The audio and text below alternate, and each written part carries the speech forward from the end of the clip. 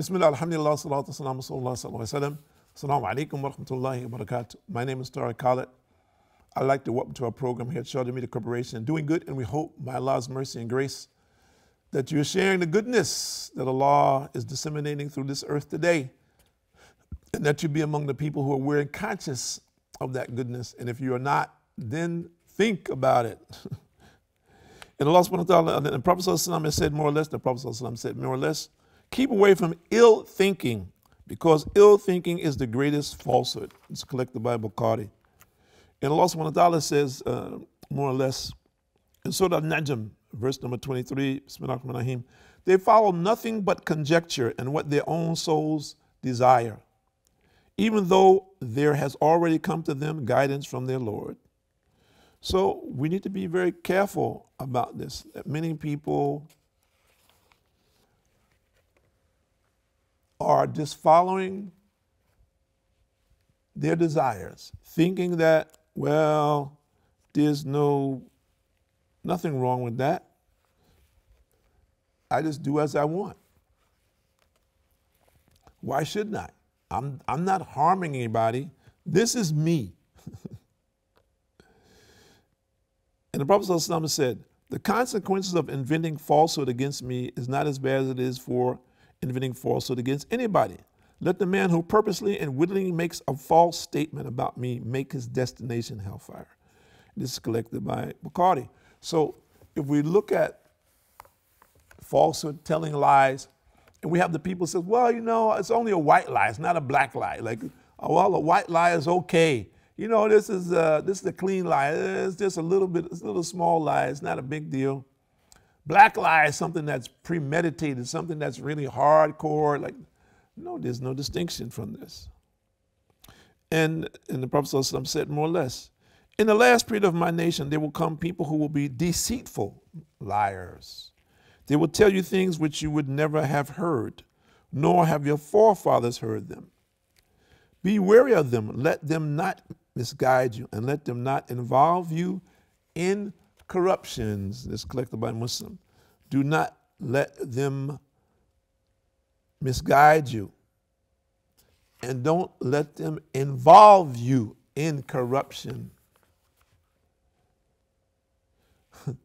And we find this today, isn't it? That many people misguided, and as a result of that, they themselves become engaged and involved in situations where they themselves do not have the full information on, which they're not very much aware or conscious of, but they're just assuming, or they're just following the crowd. They're like sheep, wannabes. I want to be like that guy, like this person. So they copy that person, and that person themselves is not a person who is truthful. And we're finding this a lot today among, particularly because of, I think, the modern technology. Role models and mentors, we should be very, very careful about this, and particularly with our children. Whomever their role models and mentors are, we should be very, very careful about this, who we present to them. As we see today, many people in front of our eyes, their characters, now information is coming about them that has been hidden, and they're horrible. They're horrible. And when you hear the reports, you don't want to believe it. Did this person committed so many acts like this? How did he get away with this? No one knew it. No one reported it before. Yes, because of course they're in a society, meaning a closed group of people who are like them. So they protect each other, very simply, until some particular situation happens and by Allah's mercy is exposed. So we should be very, very careful about this. And we should be very careful about what examples and role models our children are following. And I cannot reiterate this too much, especially with the children, because much of what's happening today, the misguidance is coming on that level. When the children are very small and they're easily influenced, they don't know whether something is real or something is false. And of course, they just go full speed because they like it. As an example, they don't know. So we should be very careful about this. And Asma bin Yazid narrates that once she asked the Prophet ﷺ, if some one of us women stated that she had no desire to have a certain thing, even though she had that desire, then would it be considered a lie? He, the Prophet ﷺ, replied, falsehood is written as falsehood, and a small falsehood is written as a small falsehood. And it's collected by a Muslim. So the Prophet ﷺ is saying here, there's no distinction. There's no distinction between this. You're lying, a lie. We should be very careful. And we should be careful even if we're joking. And many of us, we do this, we're joking like this, we're telling a story or something, but it's not truthful. And especially when people are talking to children, or they're trying to encourage children with something, or frighten them, trying to keep them from doing something. Well, such and such is going to happen to you if you do this. If you don't do this, if you tell a lie, your nose is going to grow. Like this, an example. The person is just saying this to try to keep the child from telling lies. But this is not truthful. So we shouldn't do this. And of course, the smaller situation eventually leads to the bigger situation. And we know this as adults, this is very common. So it is better to refrain from doing this. And of course, in today's world, unfortunately, in many instances, we employ people who we know are liars. And what does that mean? I mean, you know that this person says, listen, you know, I can get you, let's just take a simple example. I can get you a car. How much is that car? The car that you want right now, it costs you 50,000 dirhams. But you know, I can get you that car for 45,000, okay? If I can get it for you for 45,000, will you give me 1,000 dirhams? And you say, sure, no problem. You're gonna give it to me, no problem. That's 4,000 less already still. If I give you 1,000, that's still 4,000 less than I'm paying. Sure, go for it. But you know that this man, he's a liar. That he will go to someone who's selling cars. He will tell by what we call by hook and crook. He will deal with him.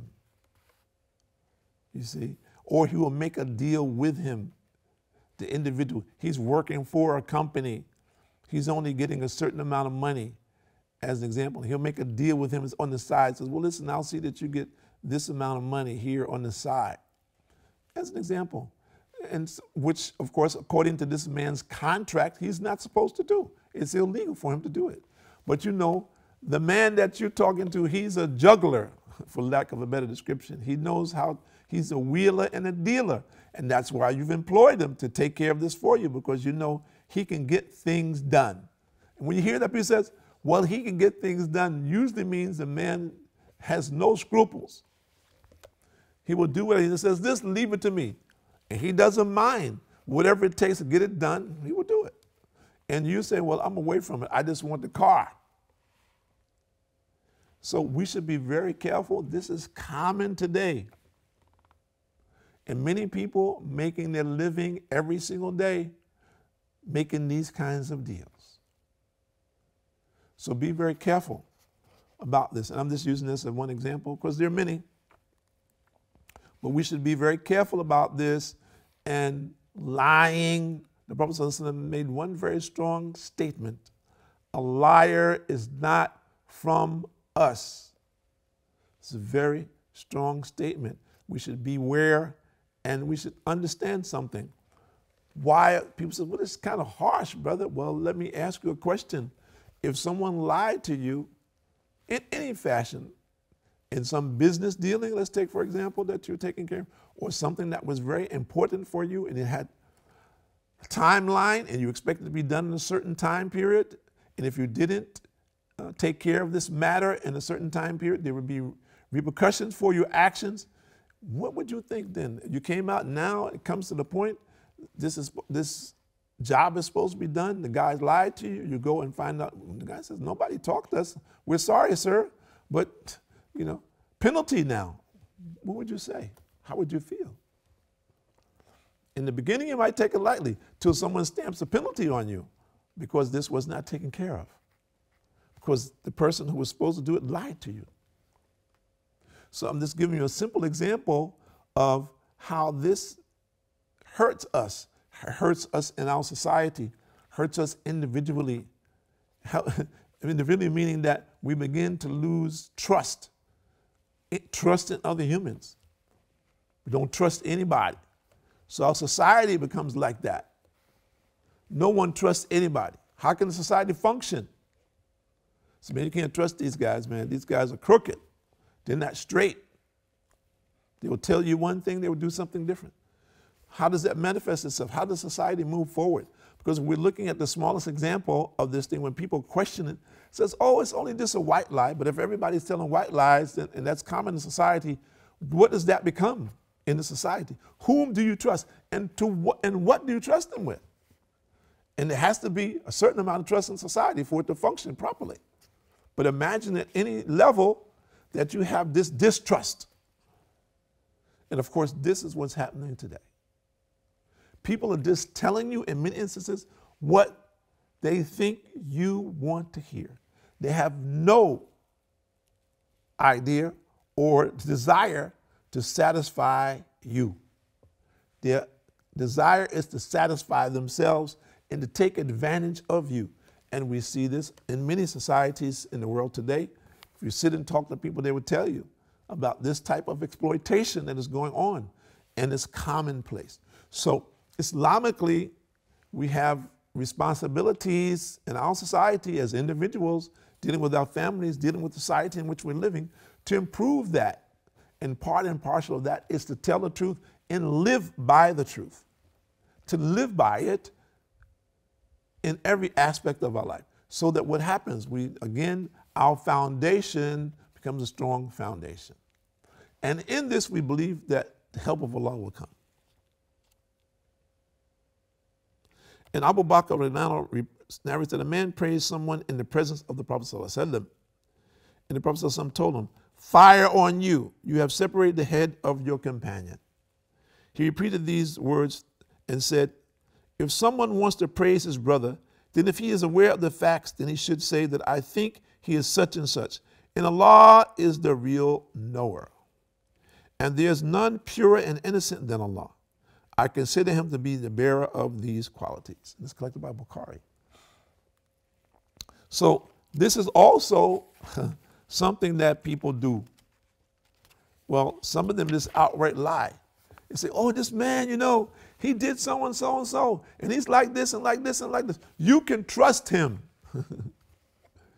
And what happened, due to the promotion of this man, you do some business with him. And then you find out that the man who brought you together is a liar, because the man that you did business with, you found out he's not trustworthy. And also, this is something that takes place today. Why? Because cheaters have representatives. They're not stupid. They have representatives. In many instances, they have big names and big promotions, an example. But they're cheaters. And they have front people who go up and line people up so they can cheat them. And some of them, they mix. Mix meaning that some of them, they do what they say they're going to do, but at the same time, they will not do. So they did for you what they're supposed to, but the next person they will not do.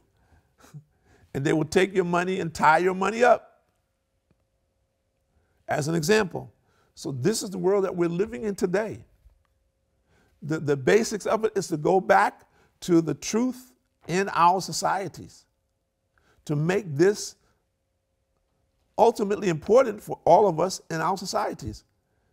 That what you speak, we said your word is bond, that you are accountable for your speech, your actions, you're accountable for this. And you're accountable to the society in which you live, and ultimately you're accountable to Allah. So if we look at this from the perspective of our societies and where we are today, and I ask everyone out there, look at where you're living, wherever it is that you are today, and see how important is it for people to be trustworthy, to be truthful, to be honest, to be just. We all want justice, but are we just? We all want someone to be trustworthy, but are we? So we need to look at this And of course, point the finger this direction. See what effort I'm making on this to make this reality in my life, and my family, in my neighborhood where I live, and of course, to the bigger picture, so that the society that we live in becomes that kind of society which is pleasing to Allah, that we will get the benefit and the mercy from Allah in our society. And ultimately, we should believe this, and we should look forward to that, and look forward that the mercy will come to our society from obeying the commandments of Allah subhanahu wa ta'ala, and to follow the way of the Prophet sallallahu alaihi wasallam, and to implement it practically so it becomes reality in our life, reality in our family life, reality in our society. So these building blocks are there, so they become what?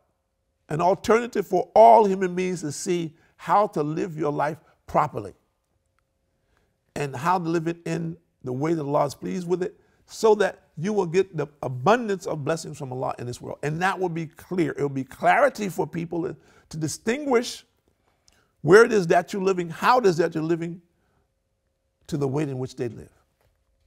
That it becomes distinct for them. Clearly they can say, I have a choice. And this choice distinguishes itself from how I'm living now. And I need to make an adjustment. So in our societies, wherever it is that we're living, we should be working for this. And part and parcel of this is telling the truth. Under all circumstances, always tell the truth. And we should teach our children this. Always tell the truth, regardless. Don't be afraid of the punishment, but tell the truth. In the end, it will all be better for you. So if we understand that, then this becomes one of the building blocks for our society. And you will see, individually, the help of Allah in our life.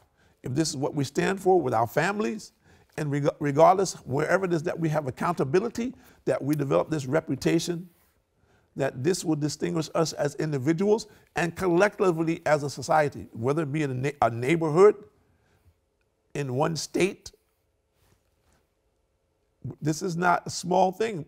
It may appear small because of the neighborhood, there may not be that many families, but that neighborhood could distinguish itself even in the country if the people will make this a priority and distinguish themselves in whatever relationships that they have, on whatever level that they have relationships, that we are people of honor. We are people, we don't lie. Under all circumstances, we will tell the truth, inshallah, based on our knowledge and our ability. Why? Because we want whomever it is that we come in contact with to see the difference, and also for him to desire to employ the truth in his life for his own salvation, for the salvation of his family, salvation of his community, salvation of his nation. Ultimately, this is what we're looking for. So the information that we're bringing forth is only to encourage and inspire people to move towards the truth for the sake of your own salvation, for your family, that you will know Allah and that you will bow down to Allah as He prescribed. My name is Tariq Khalid. I'd like to thank you for joining us here at Sharjah Media Corporation. And we're talking about doing good. And we hope everyone out there is doing good, wishing and hoping and praying for the mercy of Allah. Assalamu alaikum wa rahmatullahi wa barakatuh.